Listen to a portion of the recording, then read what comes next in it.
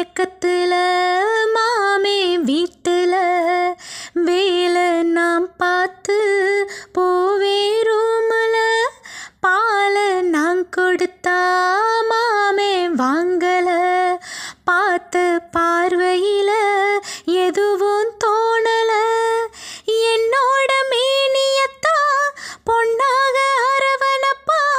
சொன்னா சூறாவளி வேகந்தா கண்மூடி இருக்க வைப்பா உள்ளூர சிரிக்க வைப்பா கண்ணே சரசத்துல ராஜந்தா சொக்குது நின்னு